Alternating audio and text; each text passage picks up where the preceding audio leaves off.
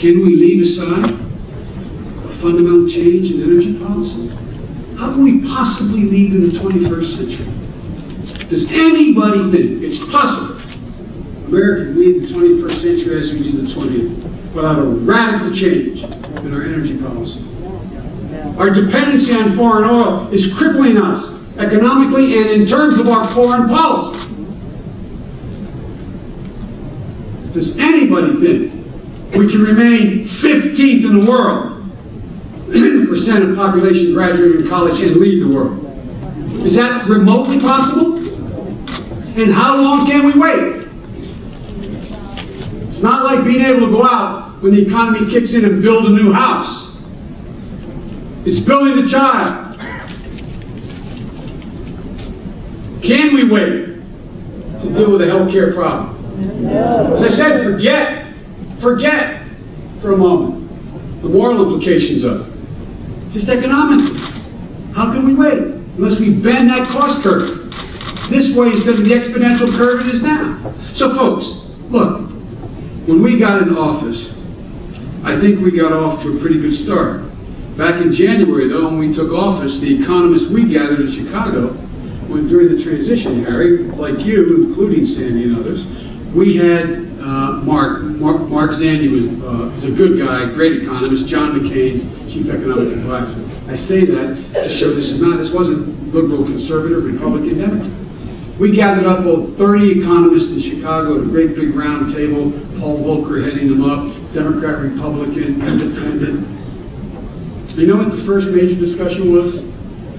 Mr. President-elect, you may have to declare a bank holiday on January the 21st. Ladies and gentlemen, you know, my deceased wife used to have an expression.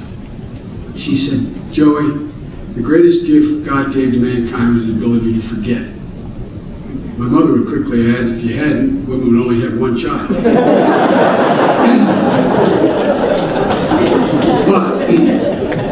But all kidding aside, it is a great gift.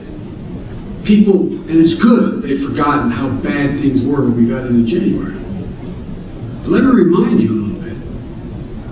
We were losing 740,000 jobs. When we raised our right hand, it was announced several days later that month we lost 740,000 jobs. We lost over 650, if memory serves me, the next month, before we even got the computers hooked up. Not a joke. Not a joke. Ladies and gentlemen, the GDP was falling at a rate of 6%. 6% falling. That translated into hundreds of billions of dollars evaporating. As the Great Recession took hold, American workers saw their 401ks decimated in the stock market. Plummeted. The stock market plummeted. The real estate market plummeted by $12 trillion. Since 2007 to the middle of the first quarter of this year, it plummeted $12 trillion. The economists at this university know all these numbers inside out and backwards. By the second quarter of this year, household wealth started to level out for the first time, rising by about $2 trillion as real estate values stabilized, financial markets began to recover from their collapse during the credit crisis. By early March, the stock market was down around 6,000. Remember the debate? This president was it going to go below 6,000? Because of the action that the Congress took, and we pressed and argued for, those people's 401ks who were decimated now are back up 35% in 9 months. Not enough. Back up 35%. We saw the stock market break 10,000 this week and hold firm for 2 days. I never make predictions about the stock market. I'm not a soothsayer. But ladies and gentlemen, all this means the beginning of the restoration of savings for middle-class families and retired folks. You know there's a lot more. We know there's a lot more to do, particularly when it comes to jobs. We also know that this beginning recovery is a consequence of the action led by the United States Senate. Ladies and gentlemen, the first thing we had to do when we took office, we had to deal with the major banks. I remember sitting there with Harry. He and I kind of shared the same view about this. And us sitting and talking, actually, it was in the Oval Office.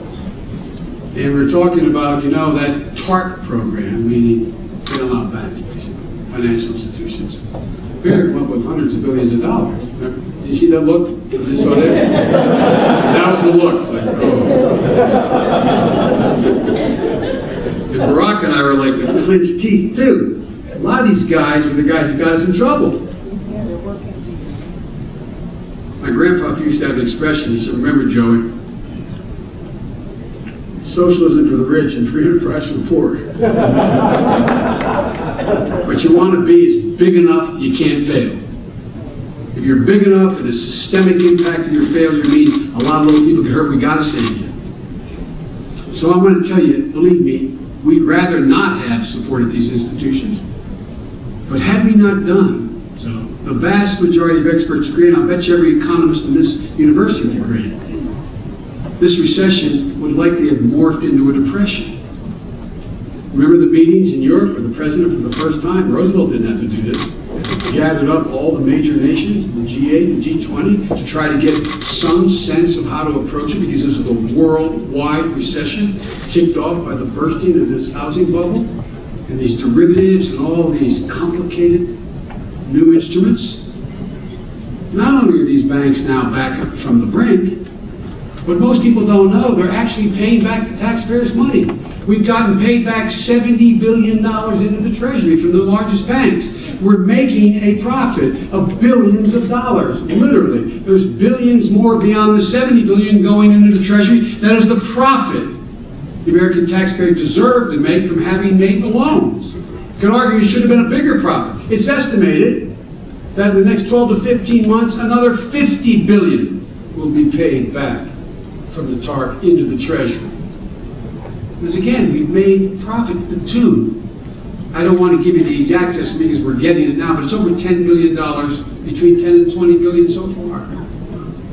All this money goes back to the Treasury. The second thing we had to do, we had to stabilize the housing market to make sure that deserving homeowners could afford to stay in their homes. This is where Harry led. And Harry pointed out, look, you know, it's one of these things, first in, last out. You know, I joke at people, I say, you know, my dad was a high school educated guy who managed an automobile dealership, didn't own it for my entire life as a young man.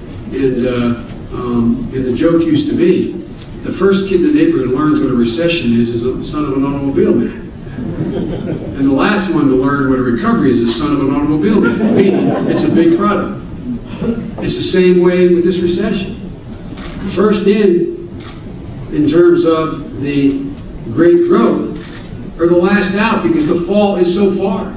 What makes it so devastating for you all, while we were growing at, you know, picking up, Delaware is the only state from Maine to Virginia, from the West Coast, from the Atlantic to the West Coast, that actually gained population out our way. We gained 20% in our population. God, you guys were doing just down the Reno, what, 5,000 a month or something like that, permanent residents? Housing was booming. A lot of it built in a bubble. So while you were growing exponentially, other states were flat or growing a little bit.